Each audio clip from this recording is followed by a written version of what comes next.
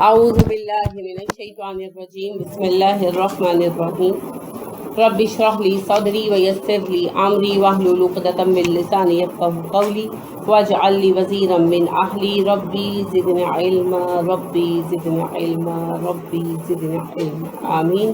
बिस्मिल्लाहिर रहमानिर रहीम सूरह निसा आयत नंबर 97। इन्ना बेशक लजीना वो लोग जो तवफ़्फ़ाहुम फोत करते हैं उनको अलमलाइकतु फरिश्ते ज़ालिमी जुल्म करने वाले हैं आंफुसहुम अपनी जानों पर।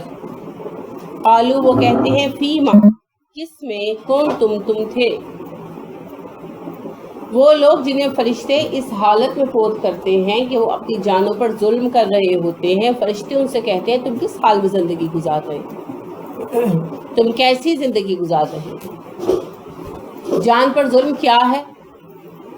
जुल्म क्या है? जुल्म क्या है? हक तलब करना ना। जुल्म आदिल की जिद है। जुल्म आदिल की जिद है। आदिल कहते हैं बराबर हक देने को और जुल्म कहते हैं हक तलफी को। तो हक तलफी जिसकी की जाए उस पर जुल्म होता है। तो अपनी जान का हक क्या है हम पर? अपनी जान को तकलीफ से बचाना, और जाहिर है सबसे शदीद तकलीफ जहन्नुम की है। तो अपने आप को जहन्नुम से बचाना जान का पहला हक है। तो जब हम अपने आप को ऐसे अमाल में मुब्तला करते हैं जो जहन्नुम का सबब बने, यानी गुनाह, तो असल में हम क्या कर रहे होते हैं? अपने ऊपर जुल्म कर रहे होते हैं। अल्लाह फरमाते हैं वलाकिन कानू अनफुसहुम यज़लिमून, वो तो अपनी जानों पर जुल्म करते रहे। तो ये है अपनी जान पर जुल्म करना। तो जब ये कहा गया ज़ालिमी अनफुसिहिम, जो अपने ऊपर जुल्म करते थे, तो मुराद क्या है? जिन्होंने ऐसे अमाल किए जो गुनाह का सबब थे और उस गुनाह के सबब से वो जहन्नुम का ईंधन बनने वाले हैं। उन गुनाहों के बाइस फरिश्ते उनसे सवाल करते हैं रूह कब्ज़ करते वक्त, फीमा कुंतुम, तुम किन हालात में ज़िंदगी गुजार रहे थे, यानी तुम ऐसा क्या कर रहे थे, क्यों कर रहे थे, क्या तुम्हें पता नहीं था? अव्वलीन हिसाब किताब समझ रहे वही होगा, वो अल्लाह की तरफ से नहीं। जैसे दो बंदे मिलते हैं तो एक दूसरे से पूछते हैं ना, अगर आपका कोई दोस्त आपको मिले और आप देखें कि वो नशई हो गया, तो आप पूछेंगे नहीं कि ये तुमने अपना क्या हाल बना रखा है, कि कैसे जी रहे हो तुम तो इतने ज़हीन थे, तुम तो फर्स्ट आते थे। तो बस ऐसी ही बात है कि फरिश्ते जब ईमान वालों से मिलते हैं, अब यहाँ बात खास मोमिनों की हो रही है, क्योंकि आपको पता है ना मुनाफिकीन का मौजू चला था। मोमिनों की बात हो रही है कि जो ईमान लाए और उसके बाद अल्लाह के अहकामात की नाफरमानी करते रहे। तो उनसे फिर वो पूछेंगे तुम ऐसा क्यों करते रहे, क्यों किया तुमने ऐसा? कालू वो कहेंगे कुन्ना बेशक हम मुस्तज़अफ़ीना कमज़ोर थे फिल अर्द ज़मीन में, हम इस मुल्क में कमज़ोर लोग थे, इक़लियत थे, यहाँ की थोड़ा तबका थी।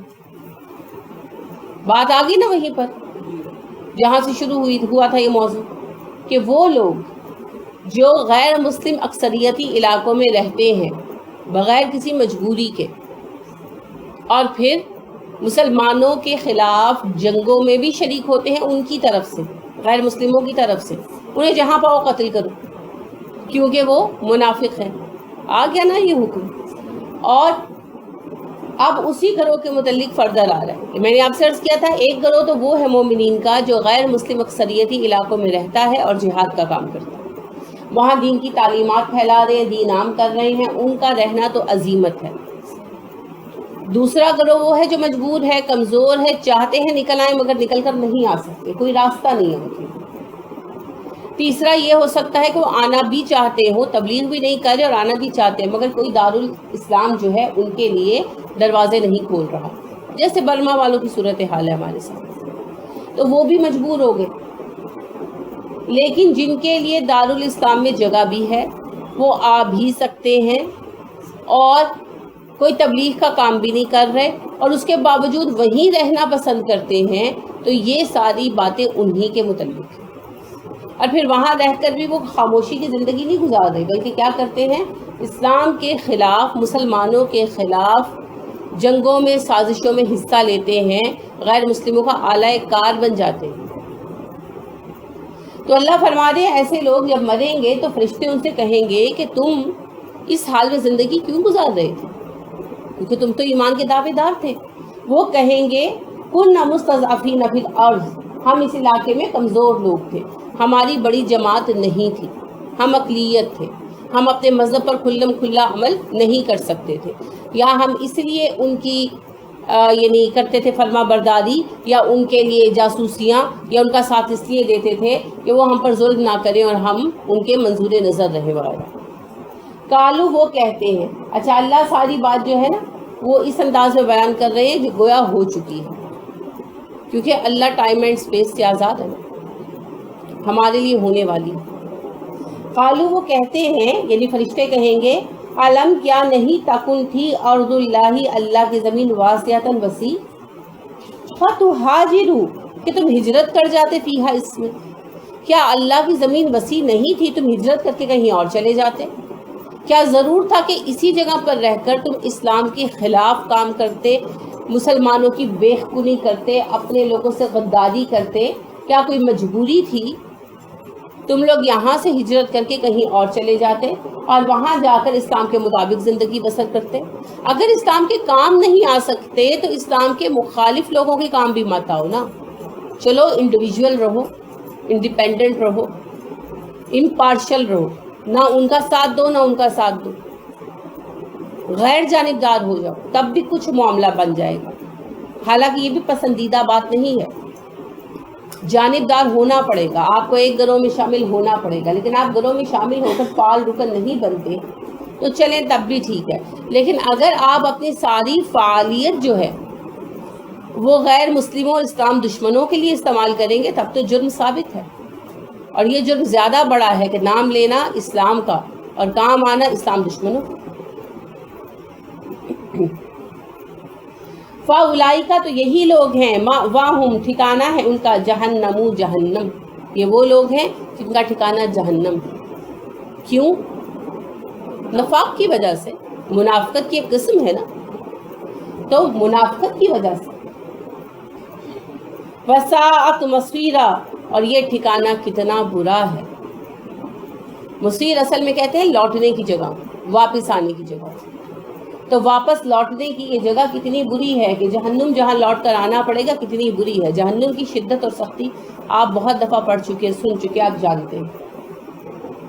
تو دنیا کے عارضی آرام کے لیے، تھوڑی سی سہولت کے لیے جہنم پر اپنے آپ کو بیچ لینا بے وقوفی۔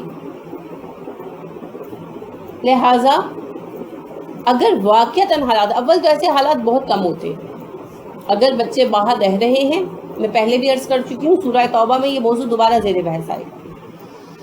جو بچے باہر ملکوں میں رہتے ہیں، آپ نے ان کو سیٹل کروایا ہے، آپ پھر انہیں یہ بھی شعور دیں کہ اپنے رہنے کا جواز پیدا کریں۔ رہنے کے جواز دو ہی ہیں، یا تو وہ وہاں کسی علم کے حصول کے لیے گئے ہیں عارضی طور پر، پھر انہیں واپس آ جانا، اس میں تو کوئی حرج نہیں۔ تعلیمی عرصے کے لیے گئے ہیں، 4 سال 6 سال 2 سال رہیں گے، تعلیم حاصل کریں گے، پھر واپس آ جائیں گے، بالکل ٹھیک ہے، کوئی حرج نہیں۔ دوسری شکل یہ ہے کہ آپ نے وہاں ان کو سیٹ کرا دیا، وہاں کی سٹیزن شپ وغیرہ آپ نے دلا دی۔ اب ایسی صورت میں ان کے رہنے کا جواز تبھی بنتا ہے جب وہ وہاں تبلیغ اور تعلیم اسلام کے ساتھ مشغول ہو جائے، کچھ نہ کچھ وقت اپنا اسلام کی تبلیغ کو دیں، اپنے اخلاق سے، اپنے کردار سے، اپنی زبان سے وہاں اسلام پھیلائیں، تب وہ اپنے رہنے کو وہاں جائز ثابت کر سکتے ہیں۔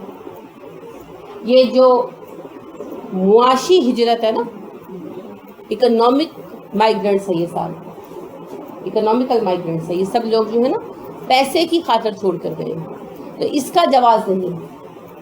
آپ یقین رکھیے کہ جتنا پیسہ وہاں جا کر کما رہے ہیں نا، امریکہ میں یا آسٹریلیا میں یا یورپ میں، اتنا ہی پیسہ یہاں رہ کر بھی کماتے ہیں، ٹھیک ہے، کیونکہ جتنا نصیب میں رزق ہے اتنا ہی ملتا ہے، جگہ بدل دینے سے کوئی فرق نہیں پڑتا۔ یہ محض عقیدے کی کمزوری ہے۔ ہاں میں مانتی ہوں وہاں کوئی سہولیات ہے، جابز کی آسانی ہے نسبتاً، اور قوانین جو ہے وہ برابر ہیں، لیکن اگر ہم مشکل وقت میں اپنے علاقے کو چھوڑ جائیں گے تو پھر اپنے علاقے کی اصلاح کیسے ہوگی کہ نہیں؟ حالات خراب ہیں ملک میں تھوڑے بہت، اتنے بھی خراب نہیں ہیں جتنے دکھائے جاتے، لیکن کچھ نہ کچھ مسائل ہیں.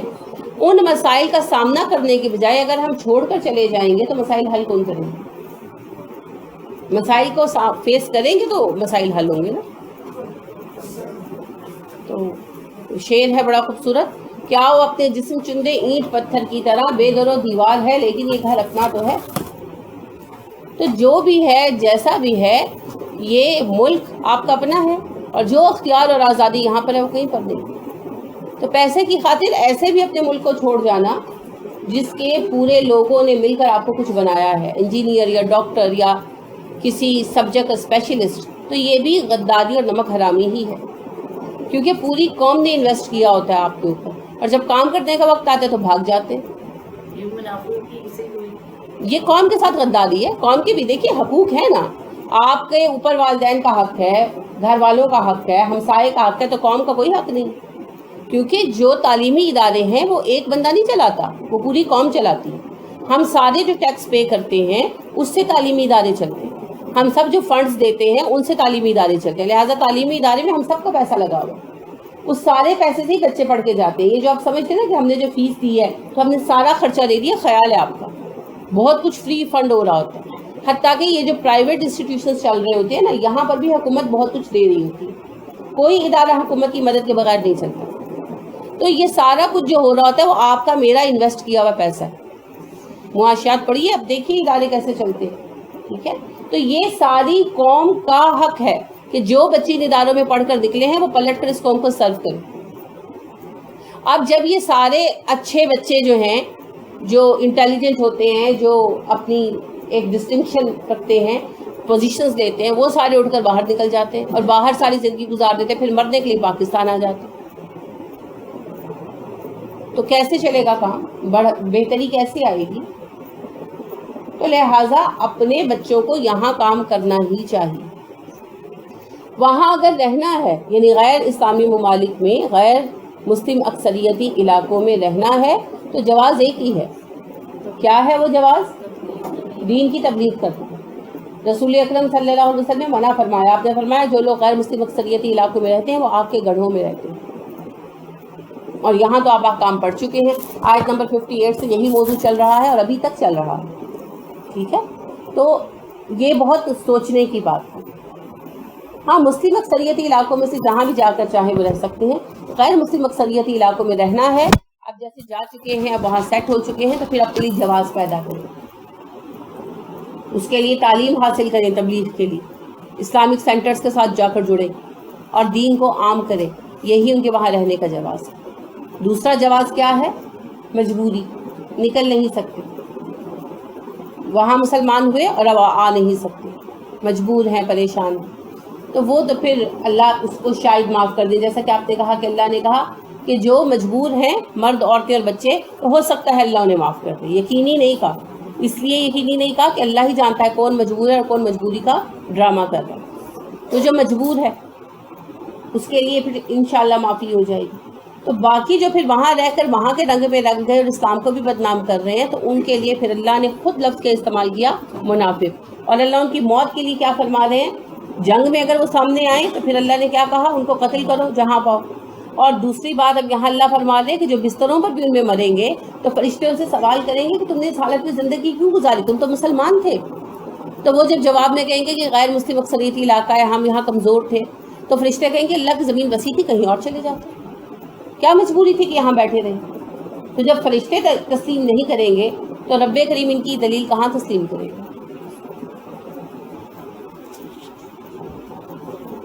اللہ سوائے المستضعفین، ان کمزوروں کے، مجبوروں کے، من الرجالی، مردوں میں سے، والنسائی، عورتوں میں سے، والولدان، اور بچوں میں سے. دیکھیے پھر وہی بات آ گئی نا جو اللہ نے پہلے بھی کہی کہ آپ نے پڑھا کہ اللہ رب کریم نے کہا یہ ہجرت کر کے آ جائیں سوائے ان کے جو مجبور ہیں.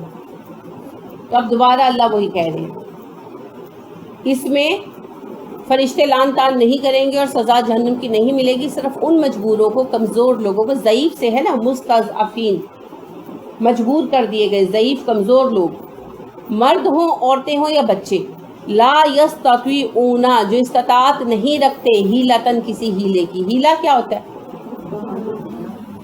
کوشش. ہیلا بہانہ تو اردو میں ہم نے کر لیا نا. ہیلا ہوتا ہے کوشش, ذریعہ جس کے ذریعے آپ کوئی کام کر سکیں. تو وہ کوئی ذریعہ نہیں پاتے. ہجرت کرنے کے لیے کچھ ذرائع تو چاہیے نا, تھوڑے بہت پیسے ہی صحیح, کچھ تو چاہیے نا. بالکل اب آپ نکل کر پیدل تو نہیں پہنچ سکتے, اس کے لیے بھی آپ کو کچھ نہ کچھ چاہیے, کیونکہ اب بارڈرز بن گئے ہیں, اب زمانے کی بڑی مجبوریاں آ گئی ہیں. تو ایسی صورت میں جو ذرائع تھوڑے بہت تو ہونا کہ جس کے ذریعے انسان ہجرت کر سکے. ولا نہ یہتدون وہ پاتے ہیں سبیلاً کوئی راستہ, جنہیں نہ کوئی ذریعہ ملتا ہے نہ کسی راستے کی ہدایت ملتی ہے. راستے کی ہدایت کے مراد یہ نہیں کہ ان کو یعنی میپ نہیں پتا, وہ تو آج کل موبائل پہ نکل آتا ہے. مطلب یہ کہ راستہ بمانے کوئی طریقہ کہ نہ ان کے اپنے پاس کوئی ذریعہ ہے کہ وہ نکل آئیں, نہ انہیں کوئی ایسا ذریعہ دینے والا ملتا ہے. یعنی جیسے ایک صاحب عبد الرحمن جو ہے وہ مسلمان ہوئے بھارت میں, تو ان کے گھر والوں نے یعنی بہت ظلم کیا, بہت مارا پیٹا اور قتل تک کی کوششیں کی. تو ان کو وہ خود نہیں نکل سکتے تھے, نوجوان سے لڑکے تھے 16 سال کے. تو گھر والے بھی جان کے دشمن ہوئے تھے, تو گھر میں باندھ کے رکھا ہوا تھا. تو اس علاقے کے مسلمان جو تھے نا, انہوں نے ان سے خفیہ طور پر رابطہ کیا اور ان کو بھگا دیا. یعنی کہ ان کو وہاں سے نکال کر نا, تو انہوں نے چوری چھپے پاکستان پہنچا دیا. وہ اپنی داستان میں خود بیان کرتے ہیں. تو کہتے ہیں کہ انہوں نے وہاں سے نکالا اور سندھ ان کو بھجوا دیا. تو یعنی کہ ان کو راستہ نہیں مل رہا تھا نا, ایک راستہ باہر سے مل گیا. یہ ہے سبیل, کہ مسلمانوں نے کہا وہاں کے کہ بھئی ہم آپ کو چوری چھپے نکال دیں گے, آپ ہمارے ساتھ تعاون کریں. انہوں نے تعاون کیا, ظاہر ہے پھر انہوں نے چوری چھپے نکال دیا کسی طرح, جو بھی طریقہ ہوا ہوگا. تو کہنے کا مطلب یہی ہے کہ نہ ان کے پاس ذریعہ ہے اور نہ ہی وہ کوئی ذریعہ پاتے ہیں, دوسروں سے بھی مدد نہیں پا رہے. کوئی ایسا نہیں ہے جو مدد کرتے. ہلکا کر لے پنکھا, سب کو اچھا نہیں لگ رہا, ہلکا کر لے.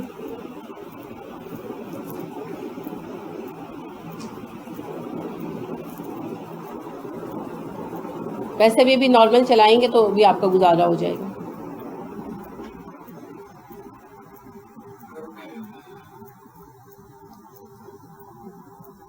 ہاں, دونوں کو کر لیں اور ہلکا ہلکا چلا لیں, ٹھیک ہو گیا.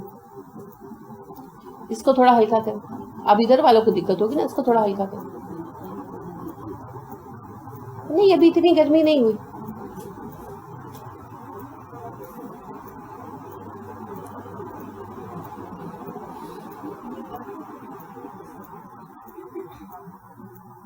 ہاں جی, اب ٹھیک ہے.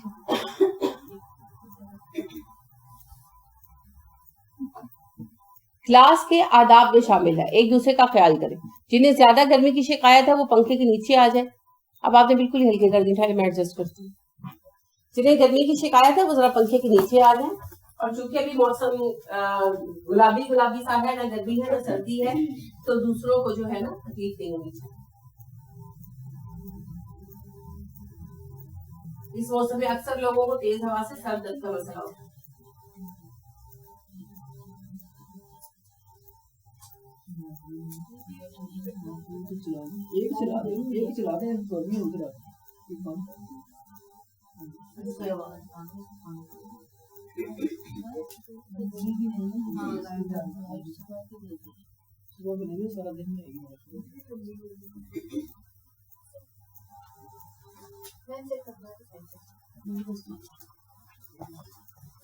یہ والا نا شور بہت کرتا ہے, ہلکا چلتا ہے, تو اس لیے میں نے اسے بند کر دیا. اب صاحب بے شک ادھر آ جائے گا.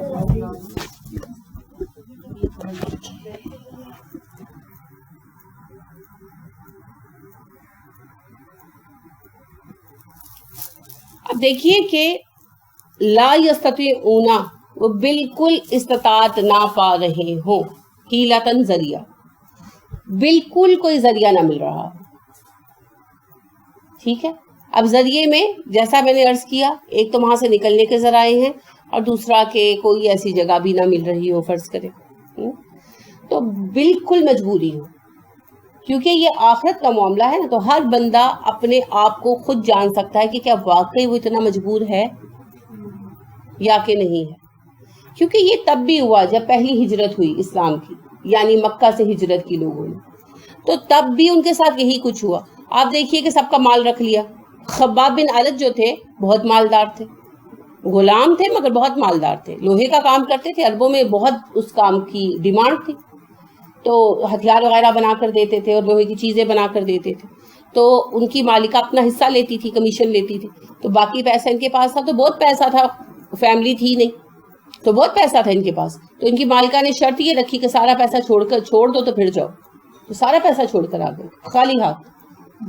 حالانکہ ہزاروں کوائنس تھے ان کے پاس, گولڈ کے نا, ہزاروں دینار تھے. مجھے ایگزیکٹ اب یاد نہیں کتنے ہیں, لیکن ہزاروں دینار تھے. اور اس زمانے میں دیکھیں تو چھوڑا ہے سارا کچھ. آپ سمجھے کہ لاکھ پتی آدمی تھے, سب کچھ چھوڑا ہے. اسی طرح آپ دیکھیے کہ ابو سلمہ جو تھے ان کی تو بیوی بچے تک کو روک لیا تھا, پیسہ تو دور کی بات ہے.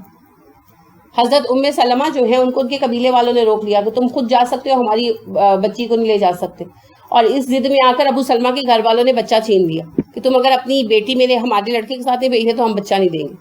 تو نتیجہ کیا ہوا, بچہ جو ہے ددیال والوں نے رکھ لیا, بیوی کو جو ہے مکے والوں نے رکھ لیا. ابو سلمہ اکیلے بیچارے ہجرت کر کے چلے. تو ام سلمہ کو جو ہے وہ روز رات کو شام کو نکل آتی اور راستے پہ جو مدینے کی طرف جاتا تھا تو بیٹھ کے روتی رہتی. بچہ بھی چھین گیا اور شوہر بھی چھین گیا. تو پھر قبیلے والوں نے پہلے تو آپس میں بات چیت کی کہ مر جائے گی, اس کا بچہ دے دو. خیر بچہ دے دیے. تو پھر اس کے بعد کچھ عرصے بعد پھر قبیلے والوں نے آپس میں بات کی ان کی حالت دیکھ کر کہ یہ مر جائے گی, اس کو جانے دو. کوئی دل میں اللہ نے ترس ڈالا, ان کی دعا قبول کی, جو بھی ہوا. بہرحال پھر ان کو انہوں نے بھیج دیا اکیلے. تو وہ اپنا بچہ لے کر اکیلے چلی آ رہی تھی. تو راستے میں ایک صاحب ملے تو انہوں نے کہا کہاں جا رہی ہو؟ تو انہوں نے کہا مدینے جا رہی تھی. تو کہا اکیلی؟ تو کہنے لگی ہاں. تو پھر ان کو ترس آیا, انہوں نے کہا اچھا چلو اونٹ پہ بیٹھو, تمہیں چھوڑ آتا. تو پھر وہ مدینہ سے کچھ دور چھوڑ کر چلے کہ اس قسم کے حالات میں ہجرت ہوئی. مذاق نہیں تھا. آپ کو پتا ہے کہ ابو بکر جو تھے انہوں نے ہجرت جب کی تو وہ پیسے لے کر نکل آئے, کیونکہ چوری چھپے نکلے تھے نا. تو ان کے والد جو تھے ابو قحافہ, انہوں نے جب انہیں چلا کہ ابو بکر چلے گئے تو انہوں نے پہلا سوال کیا کیا, پیسے لے گیا کہ چھوڑ گیا؟ تو جو دو بچیاں تھیں حضرت اسماء اور عائشہ, تو ان دونوں نے یہ کیا کہ کنکریاں لے کر تو ان کو ڈال رکھا تھا تھیلے میں, بھی قحافہ اندھے تھے. تو انہوں نے ٹٹول کر دیکھا تو کہنے لگے کہ اچھا چلو پیسے چھوڑ گیا, اب جائے جہاں جاتا, ہمیں کیا. تو آپ دیکھیے اس قدر شدید حالات میں ہجرت ہوئی. ہجرت تب بھی آسان نہیں تھی, لیکن تب بھی اللہ کے بندوں نے کی نا. تو بات یہ ہے کہ لا یستطیعون حیلہ کا مطلب یہ ہے کہ واقعتاً مجبوری. میں پھر وہی بات کہوں گی کہ آج برما والوں کے دیکھیں نا, ان کے پاس راستہ ہی کوئی نہیں. ایک تو ذرائع نہیں ہے, اور تھوڑی بہت کوشش کر کے وہ جو ذرائع کر کے نکل بھی آئے ہیں سمندروں میں, تو ان کے لیے کوئی آگے راستہ نہیں کھول رہا, سرحدیں نہیں کھول رہا. تو یہ واقعتاً مجبور لوگ ہیں. باقی پھر جہاں چاہ وہاں راہ, where there is a will there is a way. تو مریم جمیلہ جب مسلمان ہوئی ہیں تو آپ کو پتہ ہے یہودی خاندان سے تھی, تو بہت ظلم ہوا ان پر. بہرحال انہوں نے بھی ٹھان لی تھی کہ میں نے یہاں نہیں رہنا. تو انہوں نے مولانا مودودی سے بات کی کہ میں ہجرت کر کے آنا چاہتی ہوں. تو انہوں نے کہا یہاں آپ آ جائیں, آپ کراچی پہنچ جائیں, آگے میں ہینڈل کر لوں گا. تو وہ وہاں سے ظاہری بات ہے کہ گھر میں قید و بند کی صعوبت یہی اٹھا رہی تھیں. کوئی خاص پیسہ تو نہیں تھا ان کے پاس, لیکن تھوڑا بہت جو ان کے پاس کوئی تھا, پیسے تھے یا کوئی چیز تھی, اس کے ذریعے انہوں نے مالدار جہاز پر یہ کیا کہ مجھے لے جاؤ. جیسے اسمگل کر لیتے ہیں نا لوگوں کو, مالدار جہاز والے کرتے ہیں اس طرح کے کام. تو انہوں نے مال بردار جو جہاز ہوتے ہیں, جزاک اللہ, مال بردار جو جہاز ہوتے ہیں بحری, اس کے کسی بندے کے ساتھ انہوں نے ڈیلنگ کر لی, بات کر لی. تو اس میں چھپ کر وہ آئیں, کیونکہ اس پہ افراد لے جانے کی اجازت تو نہیں نا ہوتی. یہ تو اسمگل کرتے ہیں, انلیگل لوگوں کو ادھر ادھر کرتے ہیں, تو وہ اپنے پیسے کے لالچ میں کرتے ہیں. تو لوگ اکثر جو ہے نا اس طرح کی حرکتیں کرتے ہیں نوکریوں کے چکر میں. تو مریم جمیلہ صاحبہ نے یہ تکلیف اٹھائی اللہ کی راہ میں. بیمار بھی بہت زیادہ ہو گئی, کیونکہ ظاہری بات ہے کہ وہ انہوں نے نیچے کیبنز تھے ان میں بند کر کے رکھا ہوا تھا, چھپا کے رکھنا تھا. تو بہرحال بہت تکلیف اٹھا کر 1 مہینے کا سفر تھا جو طے کر کے وہ کراچی پہنچی. پھر آگے مولانا مودودی ظاہر موجود تھے, انہوں نے انہیں ریسیو کیا اور پھر پہلے علاج کرایا, پھر شادی کرا دی. تو دیکھیں کہ وہ ایک خاتون تھی, تنہا تھی, اور کتنی مشقت کے ساتھ وہ کہاں سے کہاں پہنچی. تو یہ بھی دیکھیں ہیلا کیا تو رستہ نکل آیا نا. تو جب کہا جاتا ہے لا یستطیعون یستطیعون ہیلا، تو اس کا مطلب یہ نہیں کہ پہلے ہی ہاتھ پیر توڑ کر بیٹھ جاؤ اور کو جی ہمارے پاس تو اتنے پیسے نہیں ہیں کہ ہم فلاں ایئر لائن کی ٹکٹ کرا سکیں تو ہم تو ہجرت نہیں کر سکتے. اس سے مراد یہ ہے کہ واقعتاً مجبور ہو.